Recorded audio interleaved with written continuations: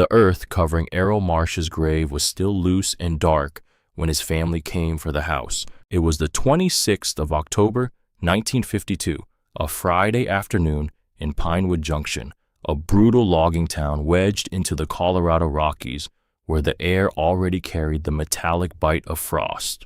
Adelaide Marsh stood on the porch of the timber cabin she and Errol had built with their own hands 4 years prior, her body wrapped in a faded wool dress that hung loose on her shrinking frame. Everyone in town called her Della. Errol had been the one who started it the first week they met, saying Adelaide was too long a name for a woman who moved as quick as she did. She was 32 years old, but grief had carved a decade into her face in just 4 days. The funeral had been small. 17 people showed up at the Presbyterian Church on Birch Street, most of them loggers who had worked alongside Errol on the North Ridge crew. They had mumbled their condolences with eyes that would not quite meet hers, their hands callous and awkward as they gripped her fingers. The preacher, a thin man named Reverend Pohl, had spoken for 12 minutes about dust and ashes, about the uncertainty of mortal flesh. Della had heard none of it. She had sat in the front pew, staring at the pine box, her mind locked on a single image. Errol crushed beneath 2,000 pounds of ponderosa pine, his spine snapped like kindling. The accident had happened on the 22nd of October, just past noon. Errol had been working a widowmaker, a massive dead branch caught high in the canopy. The crew foreman had warned him to leave it to let the winter winds take it down naturally, but Errol was stubborn about earning his pay. He had climbed 30 feet up with his handsaw and his rope, and when the branch finally broke free, it had taken him with it. The fall killed him before the branch ever landed. The doctor in town said he would not have felt the impact. Della did not believe them. She had seen his face in the morgue, frozen in a grimace that spoke of understanding, of that final, terrible second when the body knows it is already dead. She had come to Pinewood Junction in the spring of 1948, a registered nurse fleeing the gray monotony of Cleveland. Her parents had died in a house fire the year before, and the city had become a graveyard she could not escape. A cousin had written about work in Colorado, about clean air and mountains that made a person feel small in a way that mattered. Della had taken a Greyhound West with 2 suitcases and $87. She met Errol Marsh 3 weeks after arriving at a Saturday dance held in the community hall. He was tall and quiet, with hands that smelled like pine resin and a smile that came slow but stayed. They were married 4 months later in the same church where they would one day bury him. The cabin had been Errol's dream. He had inherited a parcel of land from his father, 5 acres of rocky slope 2 miles outside town, and he wanted to build something permanent. Della had helped him fell the logs, stripped the bark, notched the corners. They had chinked the gaps with moss and clay, built a stone chimney that drew smoke clean and true. The roof was cedar shake. The windows had been salvaged from a demolished schoolhouse in Denver. It was not much, just 3 rooms and a cellar for storage, but it was theirs. Every nail, every board, every stone in the fireplace carried their sweat. When they had finally moved in, Errol had carried her across the threshold, and they had lain together on a blanket in front of the empty hearth, laughing at their own foolishness, at the absurd optimism of 2 people who believed they could carve out happiness in a place this hard. Now she stood on that same threshold, watching a rusted Ford pickup rattle up the dirt driveway, and she knew with absolute certainty that her life was about to collapse a second time. The truck door swung open and a man stepped down into the cold. Gareth Marsh was Errol's older brother, 41 years old, with a nose that had been broken twice and never set properly. His face was harder than Errol's had ever been, carved by resentment and by the kind of small cruelties men inflict when they feel the world has cheated them. Behind him came Eudora Marsh, their mother, a woman of 68 with eyes like flint and a mouth that seemed permanently twisted in disapproval. She had never liked Della.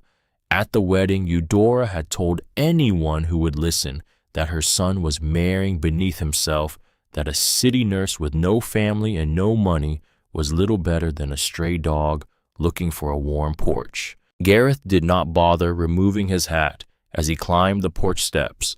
He pulled a folded piece of paper from inside his coat, yellowed and creased, and held it out toward her. His voice was flat, scrubbed clean of anything resembling sympathy. "You need to pack your things, Della." She stared at him, her throat dry, her hands still stained with the clay soil from Errol's burial. "What are you talking about? Errol is barely in the ground, which is why we are settling his debts now." Eudora stepped up beside her son, her gaze sweeping over the cabin as if she were appraising livestock at an auction. Errol owed Gareth $4,200, gambling debts out of Denver. He signed the deed to this property over as collateral 2 months ago. The words landed like stones in deep water, sinking slowly into Della's comprehension. Errol did not gamble. Her voice came out hoarse. "He never even went to Denver this year." "That is a lie." Gareth unfolded the paper, revealing a notarized document with signatures and an official stamp. "Sheriff Vane does not think so. He filed the transfer this morning. You are trespassing, Della. You have exactly 1 hour to get your belongings off my property, or I will have Vane drag you off by your hair." Panic seized her chest, a suffocating weight that made breathing feel like drowning. She had no family.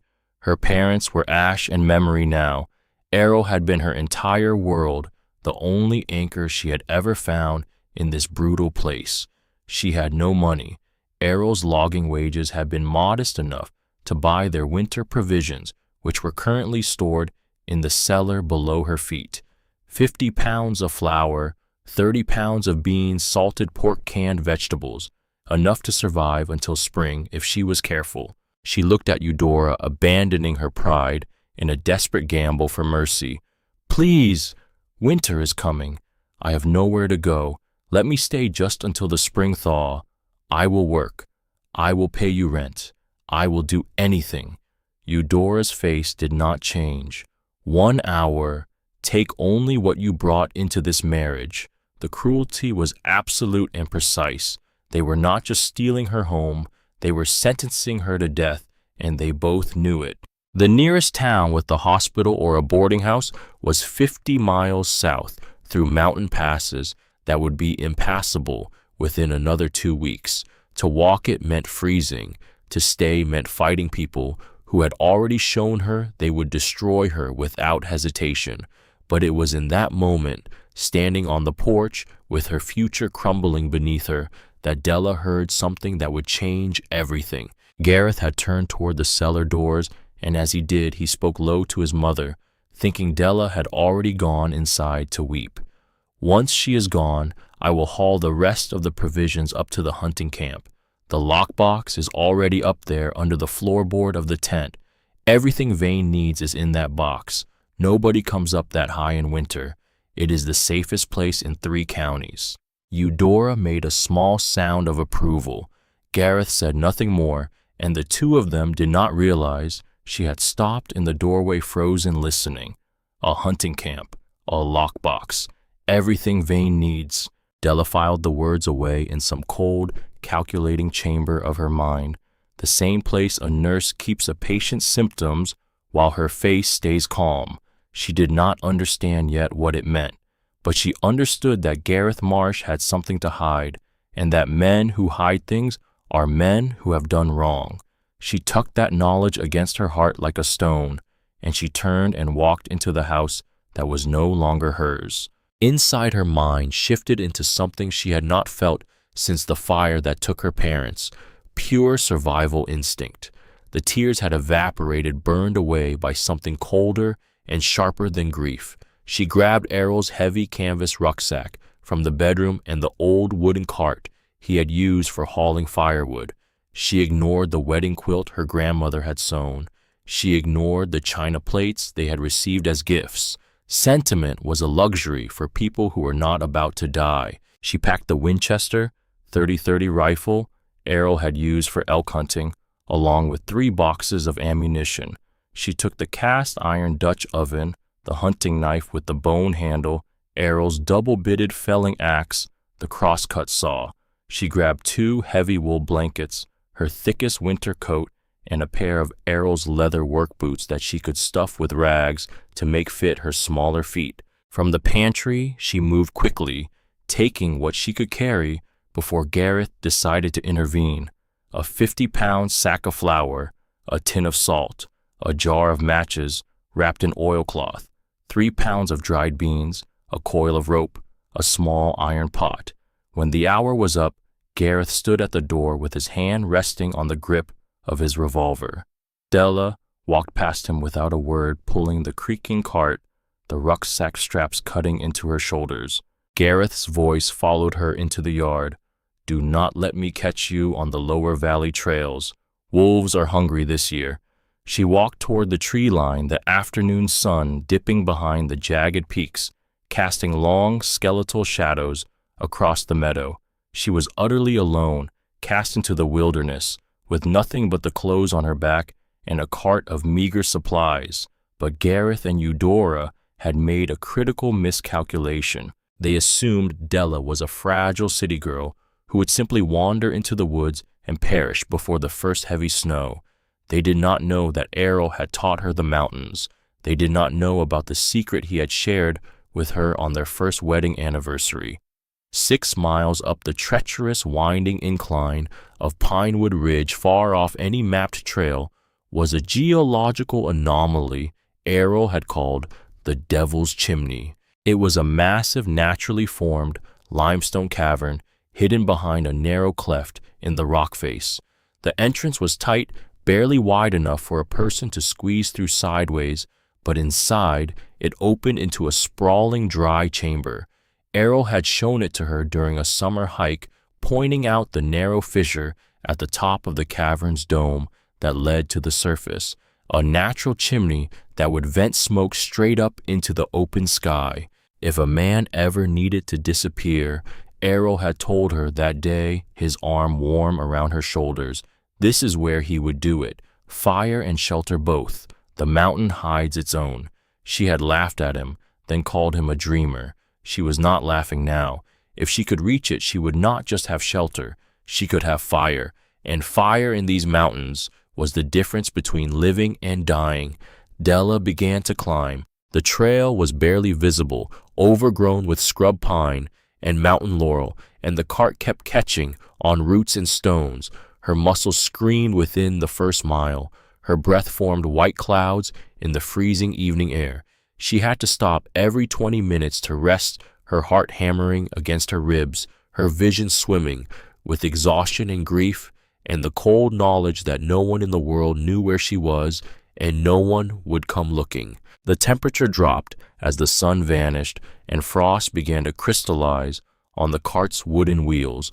The forest grew darker, the trees pressing in around her like silent witnesses. Twice she nearly turned back, nearly let herself sink into the snow and give up. Twice she thought of Gareth's face on the porch, the contempt in it, the certainty that she would die quietly and conveniently. And twice that contempt lit a fire in her chest, hotter than anything the mountain could offer. She would not die quietly. She had decided that much. By the time she reached the jagged rock outcropping that marked the Devil's Chimney, it was pitch black. She could hear the wind howling through the pines, a mournful sound that seemed to carry voices in it, the kind of voices a tired and grieving mind invents to fill the silence. She lit a single match, her hands trembling violently from the cold, and stepped into the narrow entrance. The stone walls pressed against her shoulders, claustrophobic and damp, and for one terrible moment she thought she might get stuck there wedged in the rock until the cold took her. Then the passage widened and she stumbled into the main chamber. The silence inside was deafening, broken only by the steady, echoing drip of water. Somewhere deep in the cave, she struck another match and held it high. The cavern was larger than she remembered, roughly 20 feet wide and 30 feet deep, with a ceiling that arched up into darkness. The floor was relatively flat, covered in a thin layer of dust and scattered stones. At the back, she could see the glint of water, a small spring that fed into a shallow pool, and above her, barely visible in the flickering light, was the narrow vertical fissure Errol had pointed out. The chimney. She had found her fortress. Now she had to prepare for the siege. The first night was the longest of her life. She built a small fire near the center of the cavern, using dry twigs and pine needles she gathered near the entrance. The smoke rose sluggishly, at first testing the chimney, and after a few anxious minutes, it began to draw properly, disappearing up into the fissure above. The heat was minimal, barely enough to warm her hands, but it was light. It was proof that Errol had been right, that the mountain would hide her, that she could survive. She sat wrapped in both wool blankets, the Winchester across her lap, listening to the sounds of the mountain night. She thought about Errol. She remembered the way he laughed, a deep rumbling sound that came from his chest. She remembered the scar on his left hand from a saw accident, the way he would wake before dawn and kiss her forehead before heading out to the ridge. She remembered the last thing he had said to her standing in the doorway with his felling axe over his shoulder. "I will be home by supper. We will have stew." There had been no stew. There had been a wagon and two men carrying a canvas-wrapped body up the driveway, and a silence in the cabin that had never fully lifted since. She did not sleep. She sat by the fire, feeding it carefully, rationing her small supply of wood, and she let her mind turn over the words she had overheard on the porch. The hunting camp, the lockbox under the floorboard. Everything Vane needs is in that box. Sheriff Linus Vane, the man who had filed a forged transfer of her home the very morning her husband lay cold in the ground, the man whose signature made theft into law. Whatever Gareth was hiding up at that camp, it tied the two of them together, and a thing that ties two corrupt men together is a thing worth its weight in gold to the woman they tried to bury. She did not know how she would ever use it. She did not know if she would live long enough to try, but she folded the knowledge away and kept it warm, and somewhere in the long black hours before dawn, the grieving widow began very quietly to become something else. When the morning light finally filtered through the cave entrance, gray and weak, Della forced herself to stand. Her body ached from the cold and the climb, her muscles stiff and protesting, but she could not afford to rest. Winter was coming. By her reckoning, she had perhaps 3 weeks before the deep snows would make survival impossible without a massive stockpile of wood and food. She stepped outside and assessed her situation with the clinical detachment she had learned at the bedside of dying patients. The cave was defensible and dry. The spring provided water. The chimney would allow for fire, but she had almost no food and no firewood beyond what she had carried up. If she did not build a supply that could last 5 months, she would simply lie down one night in January and never wake up. Her first priority was wood, not a small pile for occasional warmth, but a relentless burning heart for her stone home.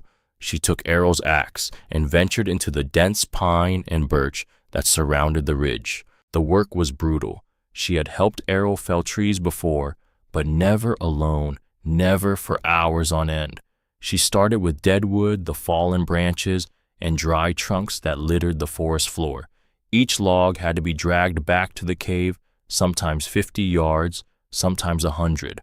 Her hands, unaccustomed to such continuous labor, blistered within the first hour.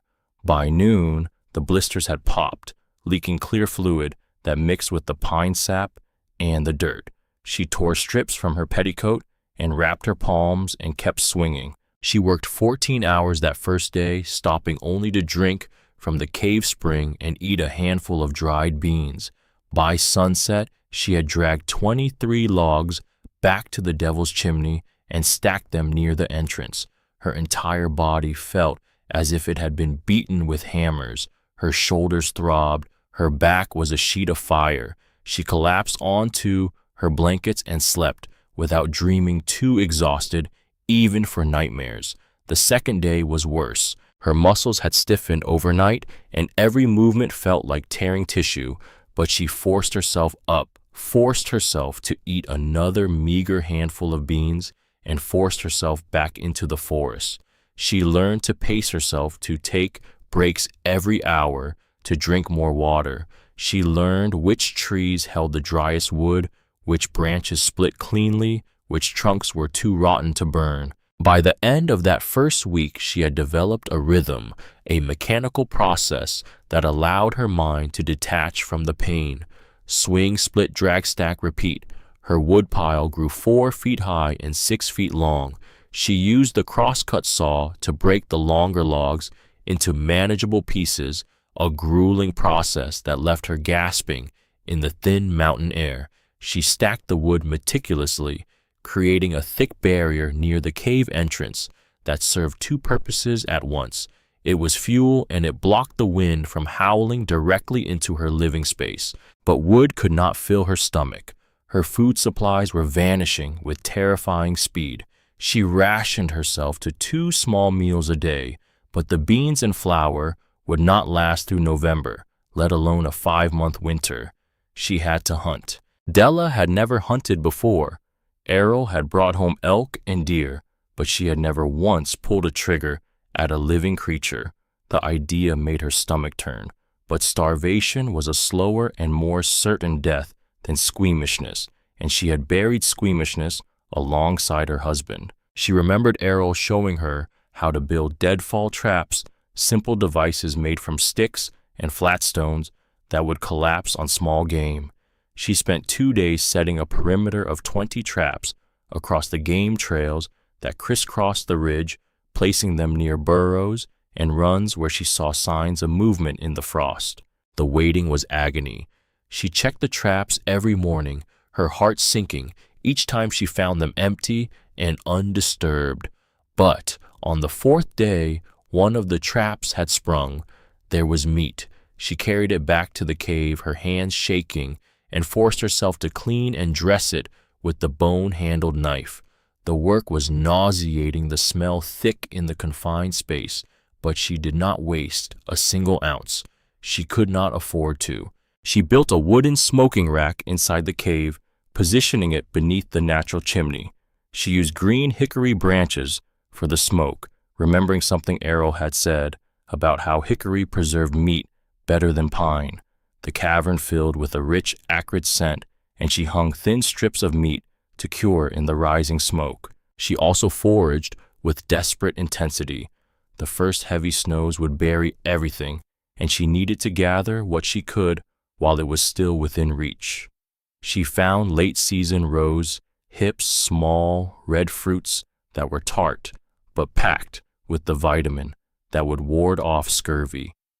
She gathered pine nuts from the cones that littered the forest floor.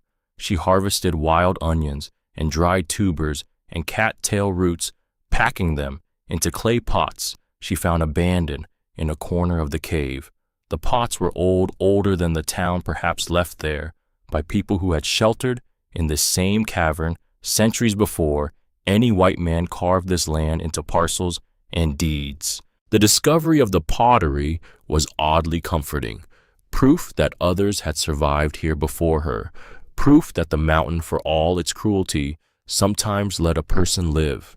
By the 2nd week of November, Della had transformed the Devil's Chimney into something resembling a functional shelter. Her woodpile was now 6 feet high and 10 feet thick, a massive wall of fuel that represented 200 hours of backbreaking labor.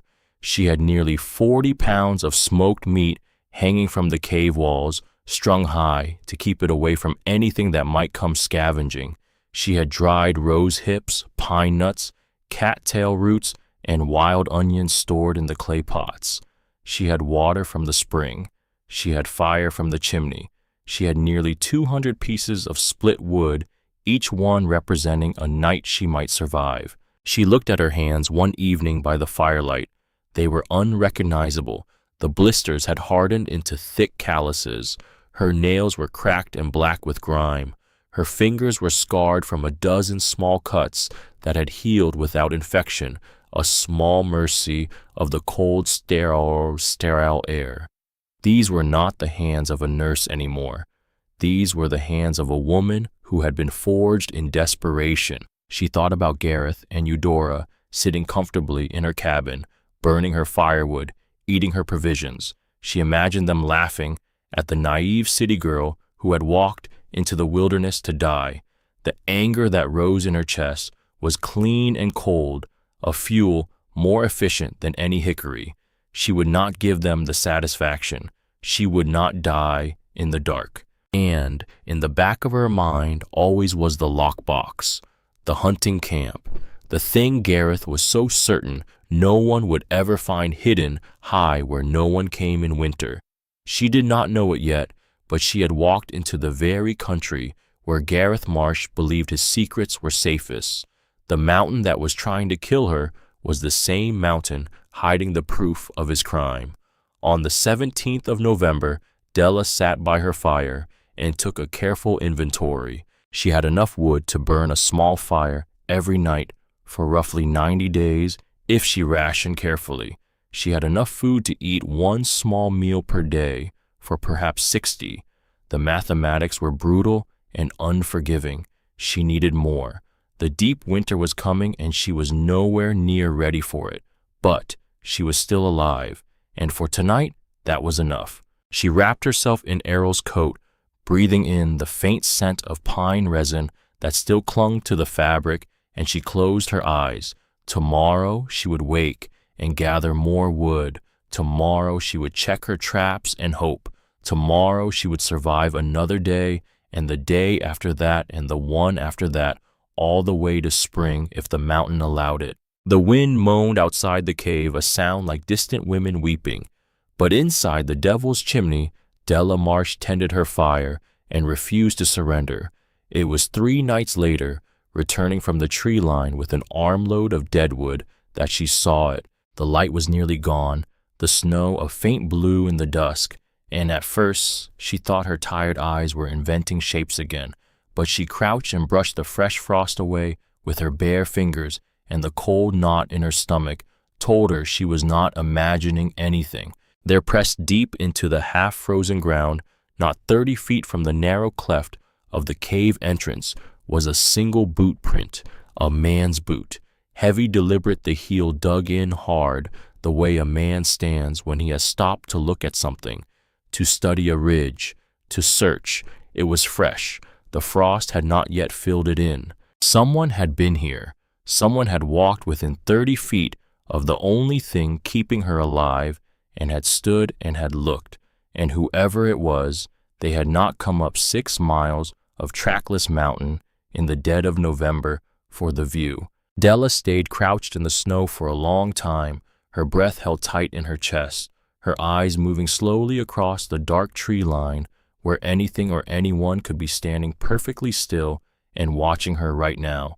The wind shifted through the pines above her, and for the first time since she had climbed this ridge, the cold she felt had nothing to do with winter. Della did not sleep that night. She sat against the cold stone with the Winchester across her knees, and the fire burned down to a sullen orange glow, watching the narrow cleft of the entrance as if it were the mouth of something that might swallow her whole. Every snap of a cooling branch outside made her hands tighten on the rifle. Every shift of the wind through the chimney fissure sounded for one terrible heartbeat, like a man squeezing through the rock. But no one came.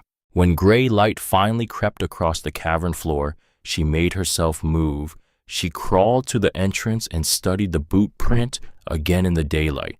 It was real. It was a man's print, and it pointed up the ridge toward the higher country where Gareth's hunting camp waited beneath its blanket of snow. Whoever had stood there had not been looking at the cave. They had been passing it, hunting something or someone, and had simply stopped to scan the slope. It might have been a hunter who knew nothing of her. It might have been Gareth himself. She could not know. And not knowing, she decided, was a thing she could survive. What she could not survive was being found. So Della began that very morning to make herself disappear. She had explored the back of the cavern only once the day she arrived, following the spring to its source. Now she went back with a pine knot torch, running her scarred hands along the damp walls, and she found what she had missed before. Behind a jutting shoulder of rock, half hidden in shadow, was a fissure barely 3 feet high, a second passage. She got down on her belly and crawled through the stone, cold and wet against her cheek, the rucksack dragging behind her by a length of rope tied to her ankle. The passage was perhaps 15 feet long, and for half of it she could not lift her head, could only pull herself forward by her elbows, while the rock pressed down against her spine like a closing hand. Then it opened. The second chamber was smaller than the first, no more than 15 feet across, with a ceiling so low she could not stand fully upright. The air was stale and still, but it was dry, and high in one corner there was a hairline crack in the stone where a thread of gray daylight leaked through, a vent, small but enough perhaps to draw smoke, and there, scattered across the floor of that hidden room, were more of the clay pots, 3 of them intact, and the broken shards of others. Someone had lived in this back chamber. Someone had hidden here generations gone and had survived long enough to leave their cooking vessels behind. The thought should have frightened her, surrounded as she was by the relics of the long dead. Instead, it steadied her. People had crawled into the same darkness with the same animal need to not be found, and the mountain had let them live. She made her decision sitting there in the cold blue light of that buried room. If a man with a rifle was walking this ridge, the main chamber was no longer a fortress. It was a trap with one narrow door. But this back chamber, invisible, sealed behind a crawlway, no searcher would ever think to test. This could be a sanctuary within a sanctuary, a place to vanish. For 2 days she labored to move her life into the dark. It was the hardest work she had yet done, harder than felling the trees, harder than the long climb up the ridge. The narrow passage forced her to crawl, dragging everything she owned through 15 feet of stone on her belly.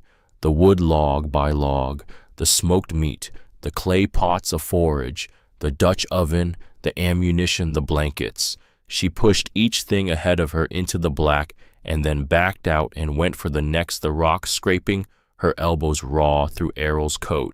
She dismantled the smoking rack and rebuilt it in the smaller chamber beneath that hairline vent, praying it would draw the smoke as faithfully as the great chimney had. When she was done, she went to work on the disguise. She scattered the dust and debris back across the floor of the main chamber until it looked abandoned, untouched for years.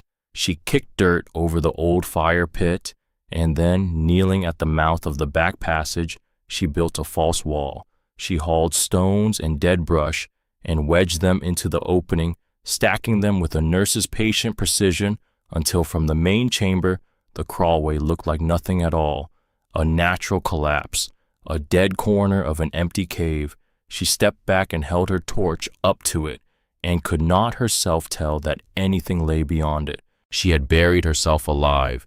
She understood that lying in the dark of the back chamber that first night, the false wall, sealed from the inside with a single stone, she could roll aside. If the passage shifted, if the wall came down wrong, she would die here, entombed in the mountain, her bones lying down beside the bones of whoever had owned those clay pots. But the alternative was Gareth finding her, and Gareth finding her would be a slower death with cruelty in it before the cold ever got its turn. She would take the stone over the man every time. So Della Marsh learned to live like something hunted. She established a new and terrible routine. She would not gather wood by day when smoke might be seen or a moving figure spotted against the snow. Instead, in the blackest hours of the night, between 2 and 4 in the morning, she would roll the stone aside, crawl through the passage, slip out the cave mouth, and harvest the forest by feel, working in absolute darkness, her bare hands reading the difference between a sound limb and a rotten one, dragging branches back across the snow by touch alone. It was terrifying work. Every owl call froze her in place. Every snapping twig sent her heart slamming against her ribs, certain that Gareth was standing somewhere in the dark with a rifle and a smile. But the deadwood near the cave was gone now. All of it burned in those first hopeful weeks. What she gathered in the dark was green wood, still heavy with sap. Green wood burned poorly. It hissed and spat and filled her low chamber with thick, acrid smoke that the little vent could barely carry away, smoke that made her eyes stream and her lungs ache and her throat raw. But it was fuel. It would keep her alive, and alive was the only goal she allowed herself now. The days blurred. She measured time only by the dwindling wood and the slow consumption of her stores, and by the calendar she scratched into the soft stone wall, one mark for each waking. She lost track of whether the marks were right. She began to forget the sound of her own voice, and when she tried to speak to narrate her work the way she had in the early days, the words came out slurred and strange, as if her tongue had grown unfamiliar with the shape of language. Then, on a day she believed was the 24th of November, she found the prints again, fresh boot tracks in the snow near the cave mouth, deep and recent, pressed into the frost. Since the last fall, Gareth had been here. He had walked within 20 feet of the devil's chimney, and the hidden cleft had not given her up. Della stared at those prints for a long time, her mind running cold and fast. Was he hunting game, or was he hunting her? Had he seen smoke during one of her night runs and come back to look? She could not risk an answer. She retreated into the back chamber, rolled the stone into place behind her, and resolved not to emerge again until cold or hunger forced her hand. The decision nearly killed her, and it saved her life, because 3 or 4 days later, she heard the voices. She was lying in the dark of the back chamber, half asleep, when the sound reached her through the stone. Men, talking low and casual in the main chamber, right there on the other side of her false wall. Della went rigid. Her hand found the Winchester.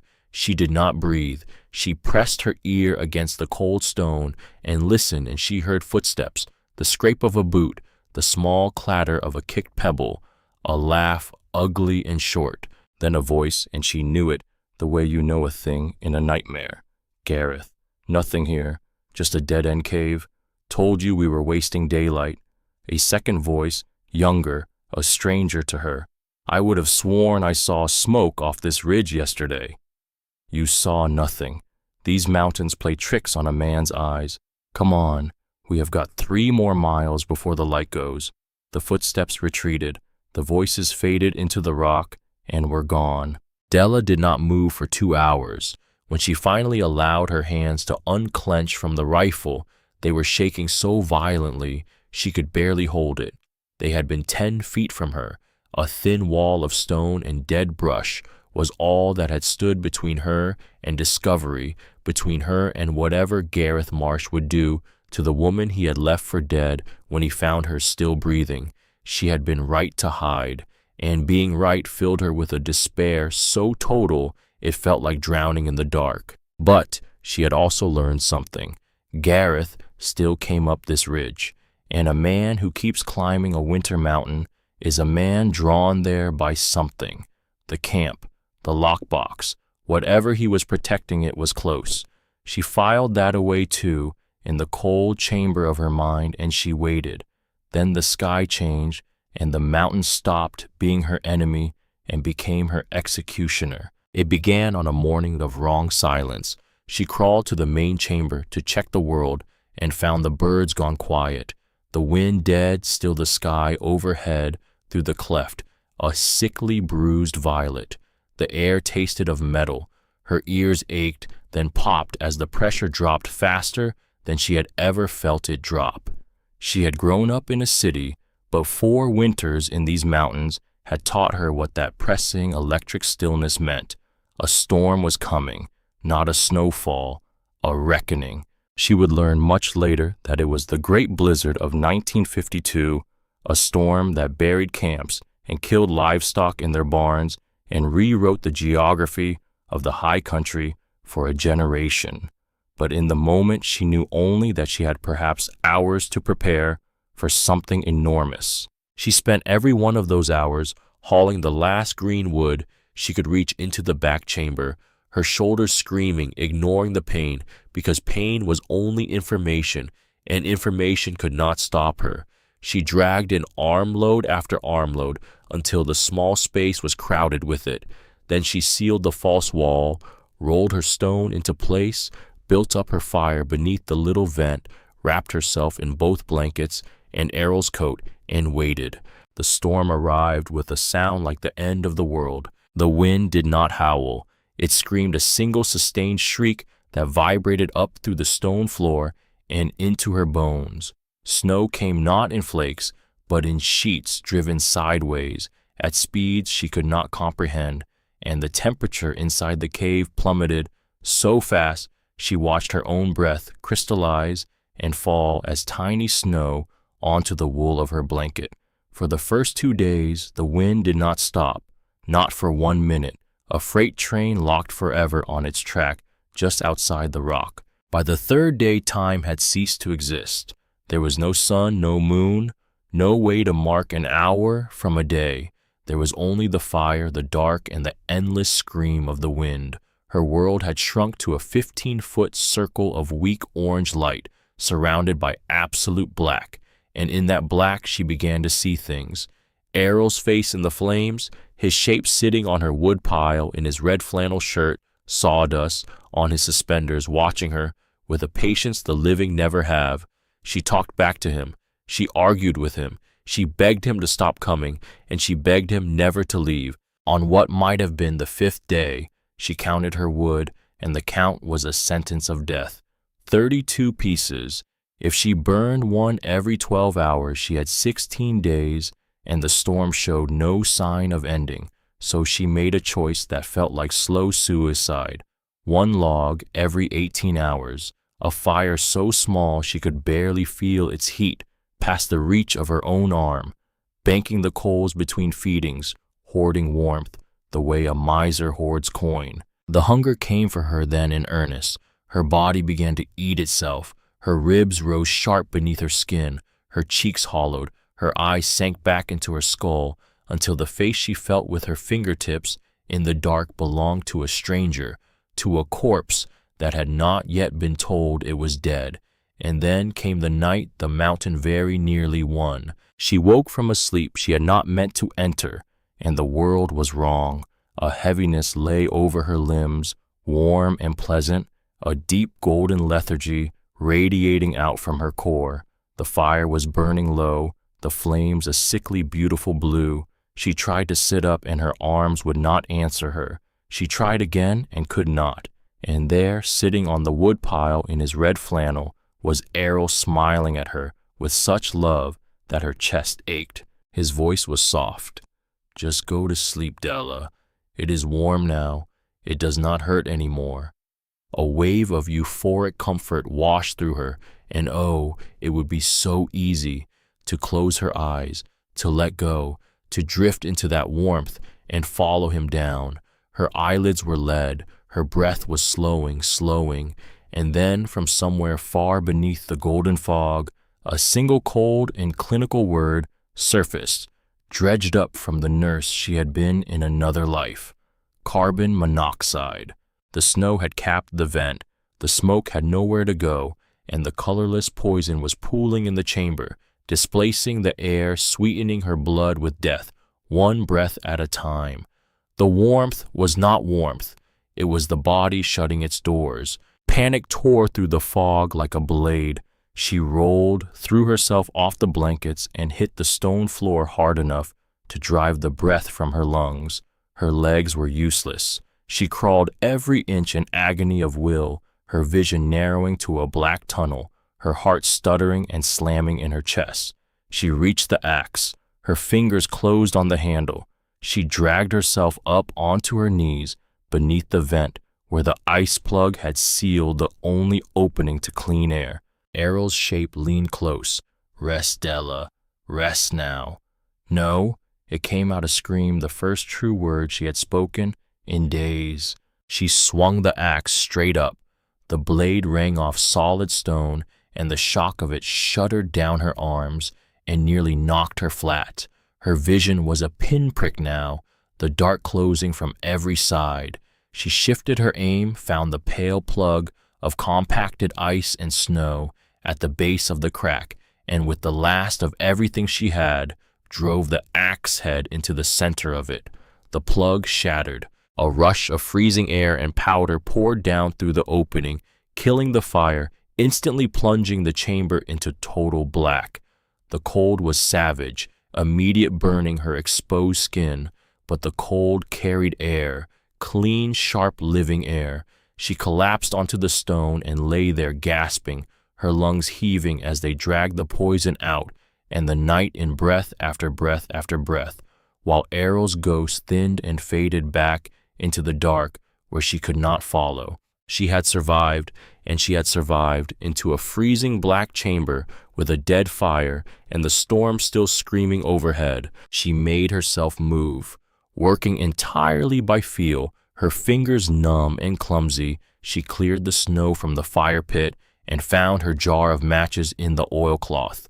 She struck one. 7 times she struck and missed, her hands shaking too hard to find the strip. On the 8th, the sulfur flared. She fed it a nest of pine needles, and shredded petticoat breathed it gently into a flame the size of a thumbnail, and built it back twig by twig into something that could keep her alive. When it was finally burning steady, she sat back against the stone and wept great racking sobs from a place so deep she had not known it was there. But the close call had stripped away the last of her margin. After the storm finally broke days later, the wind sinking from a scream to a low, exhausted moan, she crawled out and counted what remained, and what remained was almost nothing.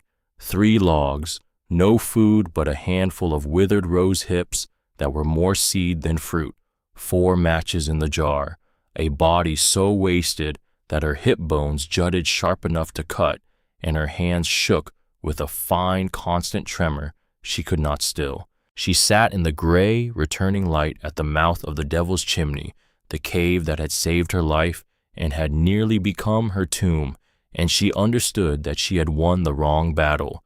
She had beaten the blizzard, but the deep winter would not loosen its grip until March, and she had perhaps 3 more days of life left in this hole in the mountain.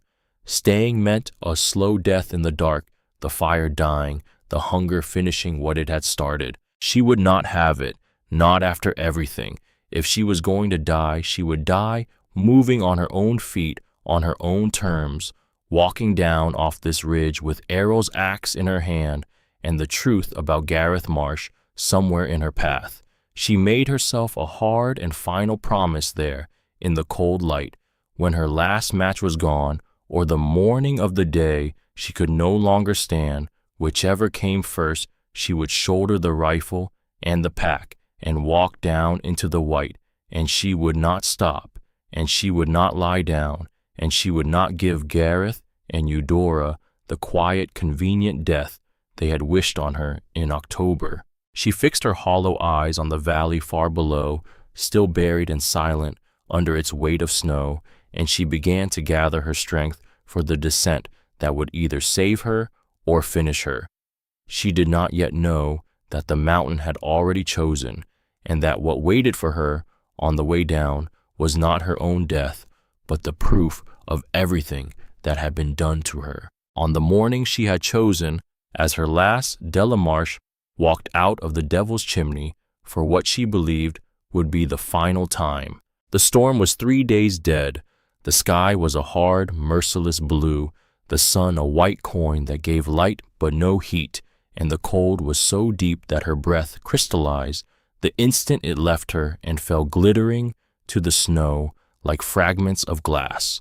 She had fashioned crude snowshoes from bent willow and strips of hide, weaving them into a rough lattice she half remembered from a book. She carried the Winchester and its last 3 rounds, 1 blanket, the Dutch oven, the knife, the 4 matches, and the felling axe that had broken the ice and saved her life. Everything else she left in the dark for the mountain to keep. She began the descent. The snow was crusted on top, deceptively solid, but beneath it lay powder that would swallow her to the waist where the crust gave way. The snowshoes helped distribute her wasted weight, but she was a skeleton wrapped in a dead man's coat, and every 100 yards she had to stop, her heart hammering, her vision graying at the edges as her starved body rationed what little it had left to the few organs that still mattered. She sucked snow to wet her cracked lips, knowing it stole heat from her core, having no other choice. Dehydration would kill her before the cold did. By midday, she had covered perhaps 2 miles, and the sun was already sliding toward the western peaks. She would not reach the valley before dark. She would need shelter, and the thought of a night in the open with no fire and the temperature dropping toward 20 below was a death sentence she could not yet face. One problem at a time, she told herself in Errol's voice. First get down, then get warm, then get even. The terrain made the choice for her. A cliff face blocked the direct southern route down its base, buried beneath a massive cornice of snow that hung overhead like a held breath, ready to come down at the slightest sound. She skirted it carefully, angling northeast, and the geography funneled her step by reluctant step toward the one place on the whole mountain she did not want to go, the clearing where Gareth Marsh kept his hunting camp. She knew it by reputation, a flat stand of old-growth spruce sheltered from the wind, chosen years ago by Gareth's father for its safety. She did not want to go near it. She did not want to risk finding Gareth himself there, smug and warm and armed, with no witnesses for 50 miles. But the cliff would not let her pass, and the light was dying, and she had no strength left to climb back the way she had come. She crested a low rise above the clearing, and what she saw stopped the breath in her throat. The clearing was gone. Where the sheltering spruce had stood for 200 years, there was only devastation. An avalanche had come down off the slope above the unprecedented weight of the blizzard, finally overcoming the gentle grade that had always been thought safe, and it had torn the forest out by the roots and snapped the great trees like dry twigs. A debris field of broken timber and tumbled boulders and compacted snow stretched for hundreds of yards down the mountainside, and there at the lower edge of the ruin, crushed nearly flat and buried to its roof, was the rusted cab of a Ford pickup, Gareth's truck. Della stood frozen on the rise, her mind struggling to make sense of it. The mountain had come down with the force of God's own hammer, and it had come down on the one man who believed himself untouchable up here. She descended into the wreckage slowly, testing each step, aware that a second slide could follow the first. The truck was buried to the windows. She cleared the driver's door with her bare hands, her fingers going numb in seconds, and peered through the ice-glazed glass. The cab was empty, but through the shattered rear window, she could see the corner of a canvas wall tent, the kind a man used for winter camping, crushed beneath a fallen spruce that had punched clean through the truck bed and into whatever lay behind. She did not have to dig, she knew already, but she dug anyway. It took an hour of labor that nearly finished her pulling away branches and shoveling snow with hands she could no longer feel until she had cleared enough of the collapsed canvas to cut through it with the knife. Gareth Marsh was inside.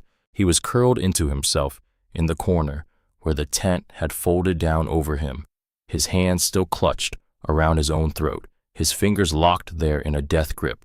The cold had frozen solid. His eyes were open, clouded white with ice, and his face was fixed in an expression of absolute and final terror. He had suffocated slowly in the dark, aware of every second of it, with no one to hear and no one to dig. Della looked at the man who had buried her alive in October, now buried himself, and she waited to feel something, triumph, relief, the hot satisfaction she had nursed through 2 months of darkness. None of it came. There was only a vast white emptiness and a single quiet thought that settled over her like the snow. The mountain had tested them both. It had asked the same question of each of them in the same cold tongue. She had answered it, and Gareth had not, and the mountain had kept its judgment and delivered it without mercy and without favor. It was indifferent to human cruelty, but it was not unfair. She forced herself to keep working because a camp meant supplies, and supplies meant another day of life. She found a canvas pack wedged beneath his frozen body and dragged it free. Inside were 3 cans of beans, a half-pound of jerky wrapped in wax paper, and a heavy iron lockbox. She stopped breathing. The lockbox. Everything Vane needs is in that box. The words she had carried down off the porch in October, the stone she had kept warm against her heart through every black night in the cave, and here it was in her frozen hands, in the dead grip of the man who had spoken them. The food she stuffed into her own pack without thinking. The lockbox she almost left too heavy, too uncertain, but something made her wedge the blade of the knife into the frozen seam and work it minute after minute until the mechanism cracked and the lid sprang. Inside was money, hundreds of dollars in cash, bundled and wrapped in waxed paper against the damp. Beneath the money was a folded leather wallet, and inside that 2 documents. The first was the deed to her cabin, the real deed with Errol's actual signature, dated 4 years gone from the day they had bought the land and begun their life. The second was the forged transfer Gareth had waved on her porch and laid side by side. In the white light, the 2 signatures were not even close. A child could have seen the lie. And beneath them both was a small notebook filled cover to cover, in Gareth's cramped, careful hand, a ledger, dates, amounts, services rendered, payments to Sheriff Linus Vane, stretching back 18 months, bribes for looking away from illegal cutting on protected timber, bribes for filing false reports, and there on a page dated the 27th of October, 1952, the day after they had thrown her into the snow, an entry that stopped her heart cold. Paid Vane $500 to file the transfer. Deed forged by Morrow at the print shop. Told Vane it was just settling the estate. Della knelt in the snow beside her brother-in-law's frozen corpse and held the proof of her stolen life in her shaking hands. Gareth had documented his own crime. He had written down every lie, every bribe, every name in his own hand, and locked it in iron, and carried it to the one place he was certain no one would ever look. And the mountain had taken him and given the box to her. She looked one last time at the terror frozen on his face. Then she closed the lid, strapped the lockbox to her pack, turned her back on him for good, and went on down the mountain. The ravens and the spring thaw could have what was left of Gareth Marsh. She walked until the light failed, then sheltered under a rock overhang, with no fire, wrapped in the one blanket and Errol's coat, while the temperature fell to 20 below, and her teeth chattered hard enough to chip. She ate 1 can of beans cold, forcing herself to chew slowly, and 3 pieces of jerky and no more, because she had miles still to go, and a reason now to survive them. She had food, and she had evidence, and those 2 things she understood were the difference between a woman who dies in the snow and a woman who walks into a courtroom. The descent took 3 more days that felt like 3 years. On the second of them, she stumbled out of the tree line onto the buried main road 8 miles from town and found a highway maintenance shed, its door unlocked, and slept 14 hours on its dirt floor without removing her pack. When she woke, it was New Year's Eve, the last day of 1952, and she lay in the dark and counted what the year had taken: a husband, a home, 2 months of her life, and the woman she had been before. If she lived to see the new year, it would be a miracle measured in spite. On New Year's Day, she walked the last mile south, her hip joints grinding bone on bone, until she crested a rise and saw smoke.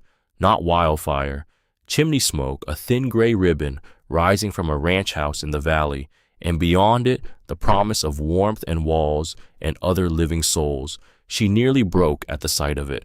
The door was opened by a heavy-set woman in her 50s in a flour-dusted apron whose ruddy face went white the instant she saw the skeleton standing on her porch. "I need help." Della managed her voice rust and tearing paper. "Please." The woman, whose name was Cordelia Renner, did not ask a single question.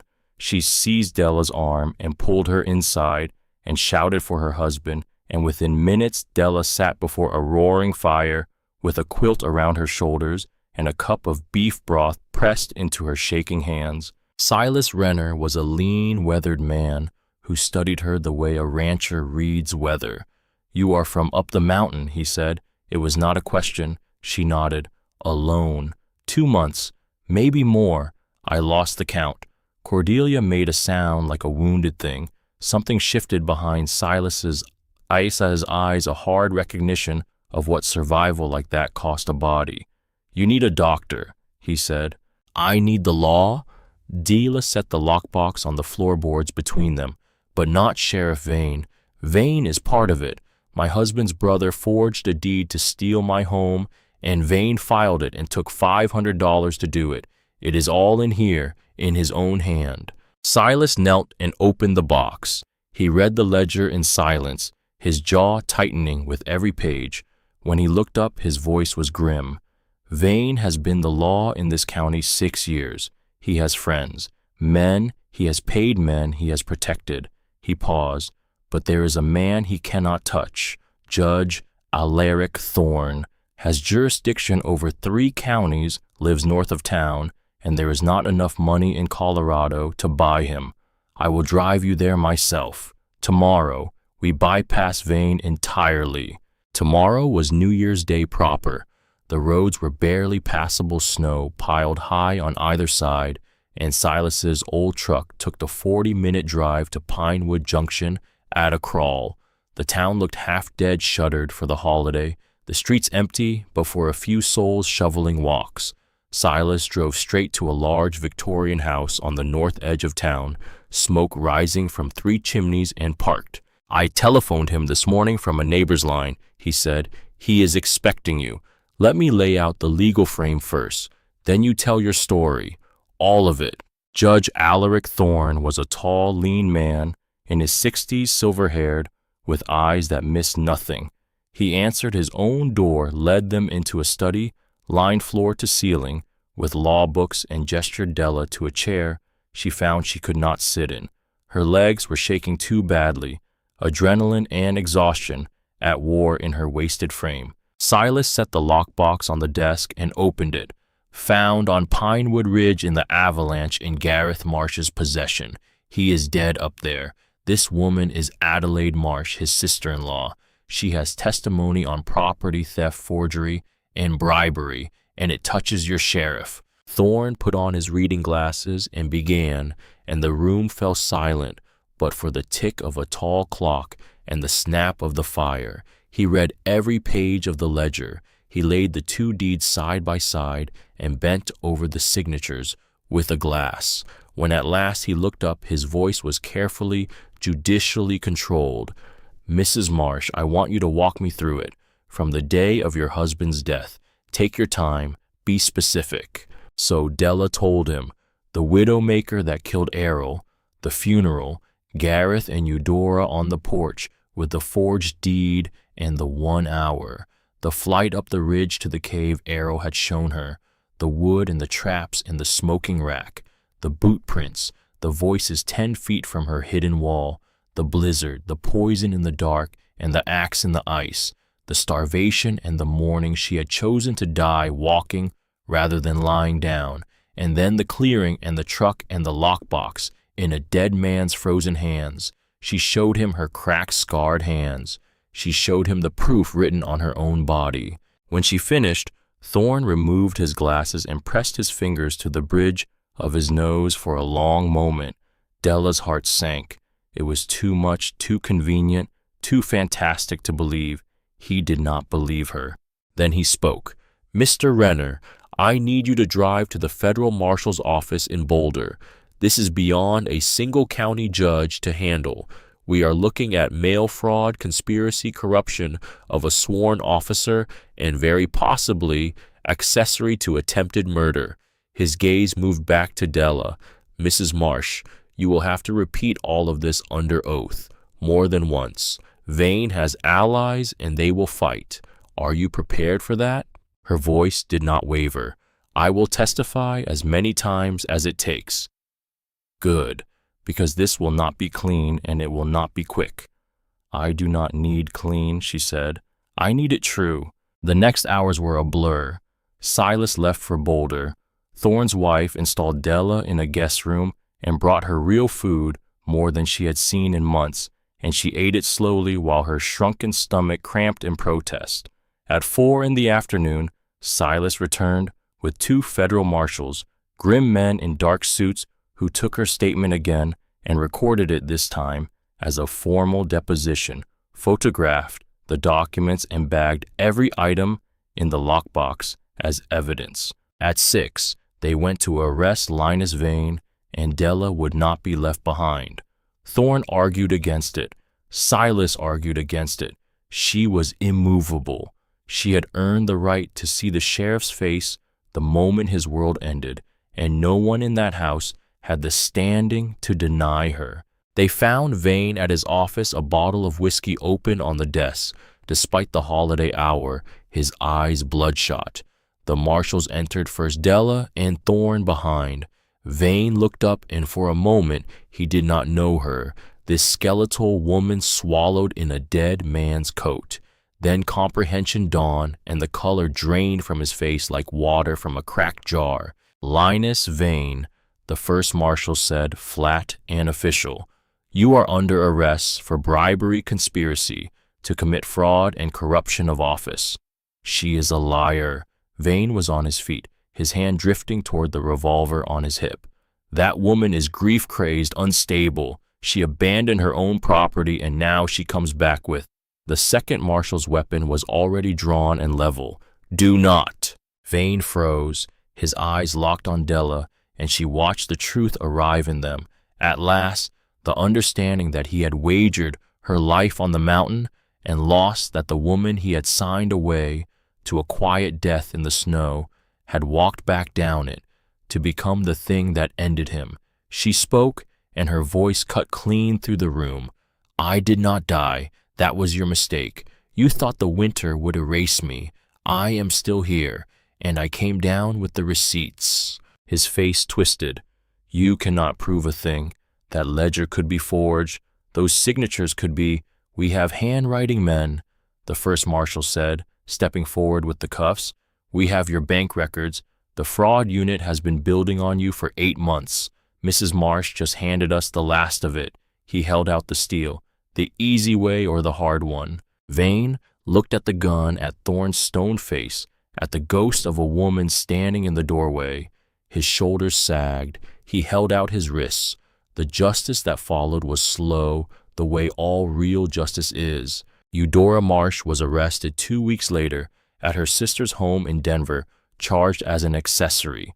She pleaded guilty for a reduced sentence and testified against Vane, and she served 18 months in a federal prison and died 3 years after that, bitter and unrepentant to the last breath.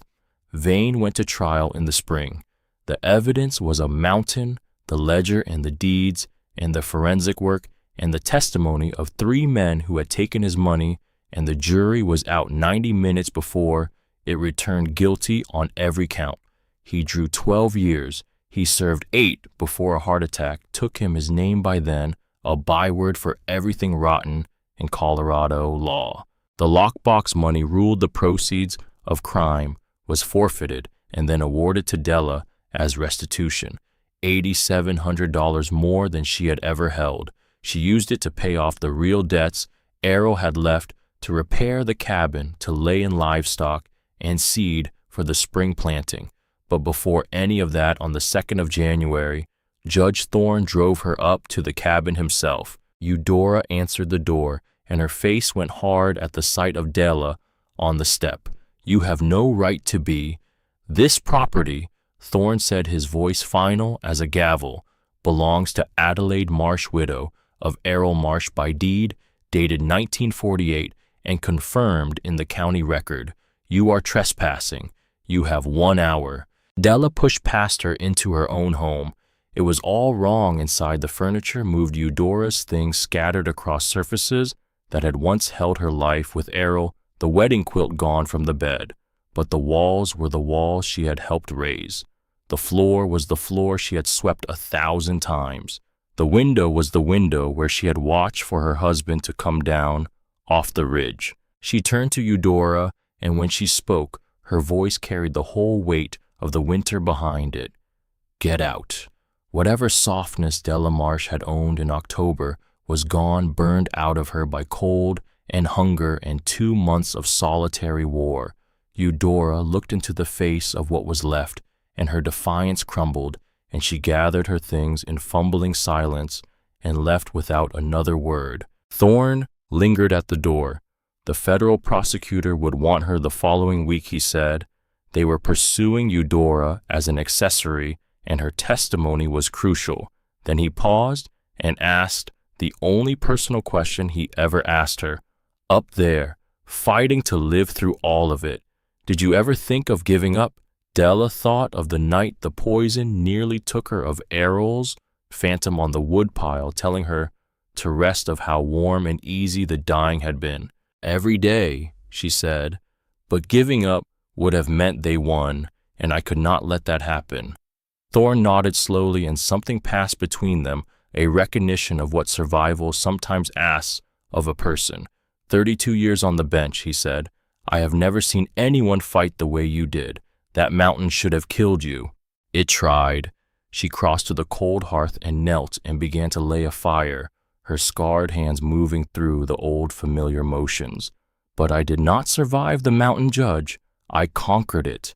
When he had gone, she walked out behind the cabin to Errol's grave, the earth still loose beneath the snow, and she knelt and laid her hand on the frozen ground. I did it, she whispered. I came back. I made them pay. Her voice broke.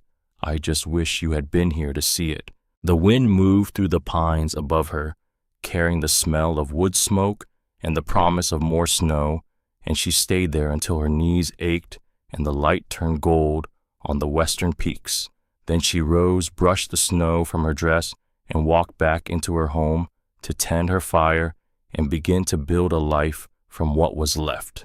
She returned to the Devil's Chimney once more in the last week of April, when the thaw had opened the ridge. The world was green again, alive with snowmelt and the dripping of the trees, and the mountain that had tried to kill her looked benign and peaceful, as if the winter had only been a thing she dreamed.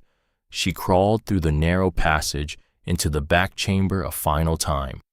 The smoked meat had rotted, the blankets had gone to mildew, the clay pots that had outlasted generations had cracked at last in the deep cold, but the smoking rack still stood beneath the little vent, and the marks she had scratched into the wall still counted out her long captivity, and her axe lay where she had left it. Errol's axe, the one that had given her the blisters and split the wood and broken the ice that had stood between her and the dark. She picked it up and felt its familiar weight settle into her hands, and she carried it out into the daylight and stood at the mouth of the cave, looking down over the valley that had been her whole world and her whole war. She left the cave unsealed behind her, a monument if anyone ever found it, though she hoped no one would for a long time. Someday a hunter might crawl through that passage and find the fire-blackened stone and the marks on the wall and wonder who had lived in the dark of the mountain and what they had endured and what had finally walked them back out into the light. Let them wonder. Della Marsh had no interest in being a legend.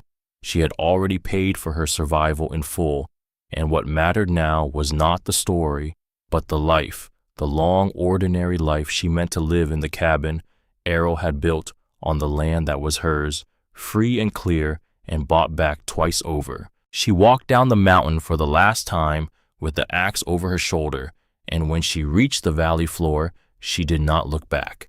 The Devil's Chimney grew smaller behind her with every step until it was only another shadow on the ridge, one stone among 10,000, holding its secrets the way the mountain always had. For the first time in 6 months, the woman called Della walked toward a place that meant safety and peace and a future that belonged to no one but herself. And the winter that had taken everything she loved and tried so hard to take her to had failed.